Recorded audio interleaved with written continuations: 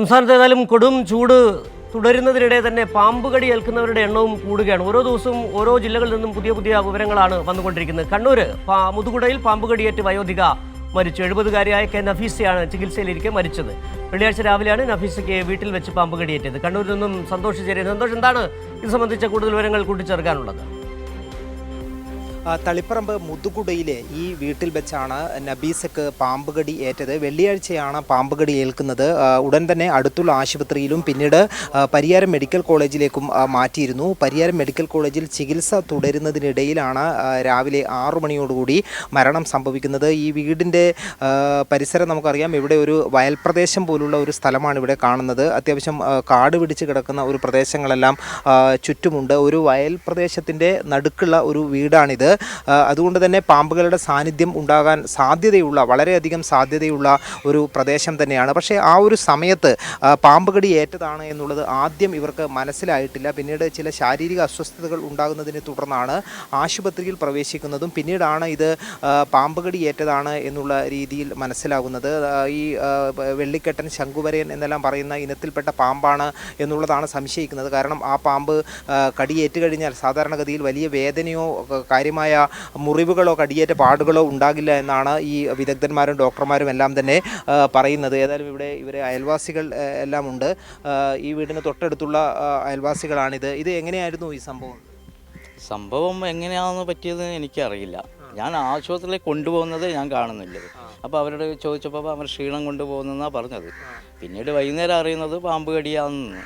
അപ്പോൾ തുടക്കത്തിൽ മനസ്സിലായില്ല അല്ലേ? ഇല്ല, ഒന്നും മനസ്സിലാകുന്നില്ല. ഹോസ്പിറ്റലിൽ പോയിട്ട് തളിപ്പറമ്പ് പോയതിനു ശേഷം പരിയാരം മെഡിക്കൽ കോളേജിലേക്കാണ് കൊണ്ടുപോയത്. ഈ ഒരു സ്ഥലത്ത് എങ്ങനെയാണ് പാമ്പൊക്കെ ഉള്ള സ്ഥലമാണോ? പാമ്പ് ഉണ്ടാവലുണ്ട്. ഈ വെള്ളിക്കെട്ടൻ എന്നെല്ലാം പറയുന്ന സാധനം ഉണ്ടാകും. വീട് കംപ്ലീറ്റ് എല്ലാം ഇന്നലെ നോക്കി, എല്ലാം അടിച്ച് വൃത്തിയാക്കിയാണ്. പക്ഷെ അതിലൊന്നും കാണാൻ കഴിഞ്ഞിട്ടില്ല. അപ്പോൾ അവർ പുറത്തുനിന്ന് തന്നെ ആയിരിക്കാനാണ് സാധ്യത. അവരവിടെ പണിയെടുത്തിട്ടുണ്ട്, വിറക് ശേഖരിക്കുന്നുണ്ടായിരുന്നല്ലോ. അപ്പോൾ അവിടെ നിന്നായിരിക്കാനാണ് സാധ്യത. ഇവർ മറ്റേ മകൾ ഇങ്ങനെ വീട്ടിൽ ജോലിക്ക് പോകുന്നതാണ്, വേറെ ഒന്നുമില്ല. പിന്നെ കുട്ടികൾ കളിക്കാൻ പോയി.